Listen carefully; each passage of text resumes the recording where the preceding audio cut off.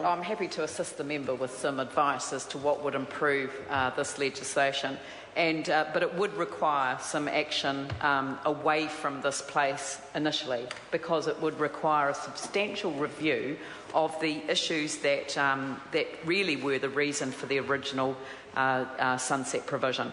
So during the period of the legislation's original enactment, that I think it was 5 years was allowed in order for some significant work to be done on the whole issue of reparation for victims. Because when I read that list before of the number of things that the best evidence shows would support victims in terms of their recovery from serious offences, reparation is an element of that, although the question of reparation comes well down the list after respectful and confidential treatment, individualised response and flexible services. But within the context of individualised responses, then obviously reparation comes up. So the real issue that the legislation or the sunset provision, the period of time before the provisions expired, was asked, what we were asking to have done was how do we get reparation to the victims, and how do we do that in a timely fashion, because the timeliness of that of reparation is very important, because a number of the submitters that came to the Select Committee, they made the point that actually we don't want to hear about this guy again, actually, until we have to front up for a parole hearing. And the thought that, that I might take some comfort, that they were saying this, that they may take some comfort from the fact that they had their human rights abused in some way, shape or form, and that therefore enabled them to pay some money to them. A number said that they couldn't think of a worse way of receiving reparation because it would just bring back all of the memories of everything that had already happened. And so the idea of the extension of time before with the provisions falling out of play was to enable us to establish a system for providing reparation to victims, and then after that, how we then fund that payment.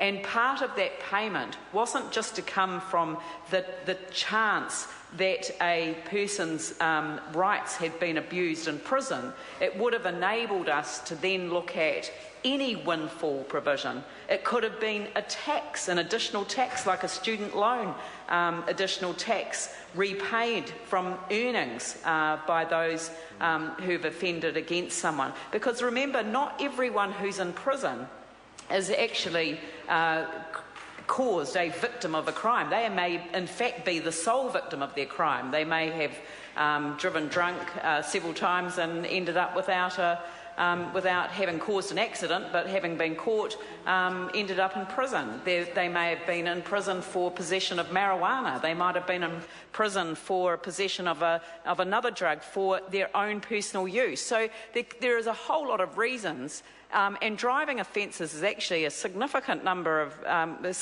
reason why people end up in prison at any one time. If their rights are violated, they have no credible claim for compensation if it is simply going to be taken by the Crown for the general use of victims, because they haven't actually caused a victim of a crime. So there is, that's why this bill is problematic, and that's why I have no enthusiasm for it. I believe that we're doing the right thing in voting for it, simply because it does, in fact, it doesn't offend against the underlying principles, because I actually agree with the Law Society that it's not really needed anymore as a result of the Tanoa case and the subsequent changes to how the courts might approach these issues. So I think that the best thing that we could have done is actually stepped away from the issue and actually said, what were we trying to achieve? What we're trying to achieve is we're trying to ensure that victims have access to reparation at a very early stage so that it is timely. In fact, it's immediate, so that people don't have to, Mr Chairman. The Honourable Leanne Dalzell. So people don't have to spend money. I mean, we heard people saying that they had to travel great distances to the original arraignment, and then to the court hearing itself. They had to. They ended up in a town where they hadn't expected things to be held over for as long as they were, and so they had to buy extra clothes. There were just lots of little examples that people gave to us of significant expenditure, significant costs that they were confronted with at a time where they're grieving the loss of their daughter, or the loss of one of their children, or the loss of a husband or a wife. So we've had people give evidence at the Select Committee that that's what the priority is, and what we were supposed to be doing in the period within which this had its sunset was to actually establish what was the best way to provide for that in advance, immediately, and then how do we claim it back. And one of the groups of people that we had to claim it back from were the people for whom reparation ought to be sought, and they are the perpetrators of those major offences. But it's not every single person who's committed an offence that ends up in jail that is a perpetrator that I'm talking about. But those perpetrators, should they in fact be allowed to keep a windfall of a lotto win after they leave jail? Should they be allowed to keep a lotto win? Or should they in fact be required to reimburse to the account from which the reparation was paid to their victim? Should they have an ongoing, lifelong obligation to repay that amount if there was a windfall situation? Now, that was the sort of thinking outside the square that we had really expected to be done during this period, and that's why Phil Goff can say on one hand that it doesn't go far enough, and the Green Party can say on the other hand that it goes too far. And in many respects they're both right, because the legislation that we're dealing with actually doesn't do what the original legislation or the legislative sunset period was designed for.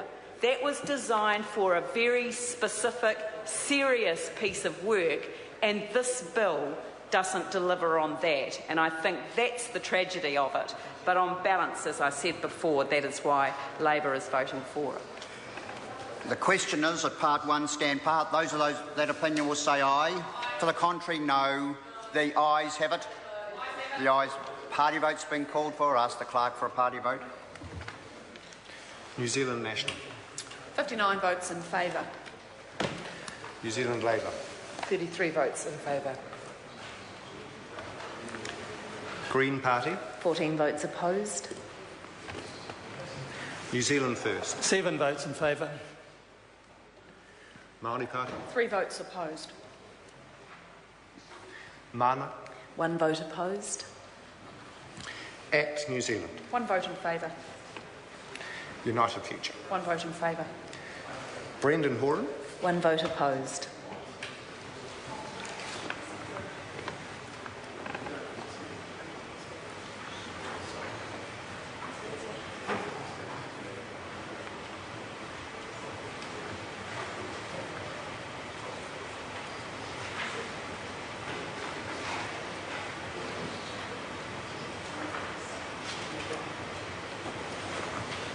Members, the ayes are 101, the noes are 19. Part 1 will stand part. We now come to part 2. The question is at part 2, stand part. This is debate on clauses 14 to 16. The question is at part 2, stand part. Those of that opinion will say aye. To the contrary, no. The ayes have it. Party votes called for. Ask the clerk for a party vote. New Zealand National. 59 votes in favour. New Zealand Labour. 33 votes in favour. Green Party. 14 votes opposed. New Zealand First. 7 votes in favour. Māori Party. 3 votes opposed. Mana. 1 opposed. Act New Zealand. 1 vote in favour. United Future. 1 vote in favour. Brendan Horan. 1 opposed.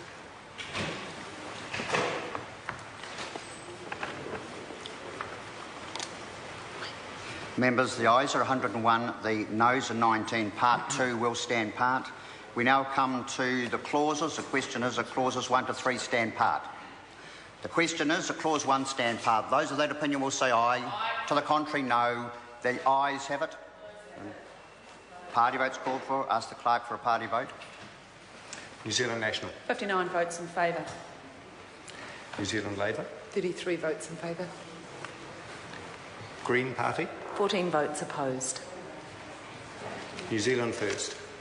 7 votes in favour. Māori Party. 3 votes opposed. Mana. 1 opposed. Act New Zealand. 1 vote in favour. United Future. 1 vote in favour. Brendan Horan. 1 vote opposed.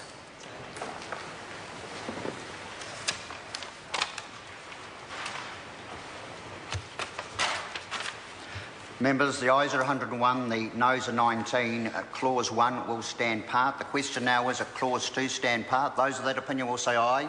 To the contrary, no. The ayes have it. The ayes. Party votes called for. Ask the clerk for a party vote. New Zealand National. 59 votes in favour. New Zealand Labour. 33 votes in favour. Green Party. 14 votes opposed. New Zealand First. 7 votes in favour.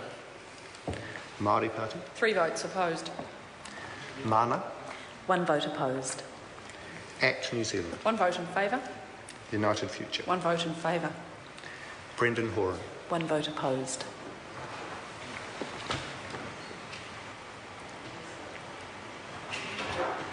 Members, the ayes are 101, the noes are 19. Clause 2 will stand part. The question is that clause 3 stand part. Those of that opinion will say aye. To the contrary, no. The ayes have it. Party votes called for. Ask the clerk for a party vote. New Zealand National. 59 votes in favour. New Zealand Labour. 33 votes in favour. Green Party. 14 votes opposed. New Zealand First. 7 votes in favour. Māori Party. 3 votes opposed. Mana. 1 opposed. Act New Zealand. 1 in favour. United Future. 1 in favour. Brendan Horan. 1 opposed.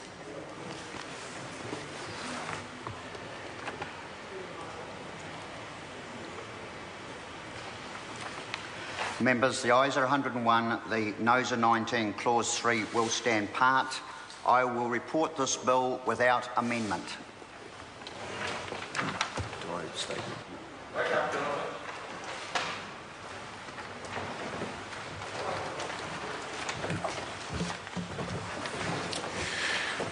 The House is resumed. Mr Chairman. Mr Speaker, the committee has considered the Prisoners and Victims Claims Continuation and Reform Amendment Bill and reports it without amendment.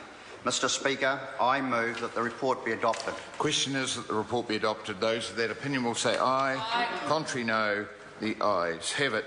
The bill is set down for third reading next sitting day, and we call now on Government Order of the Day number 3.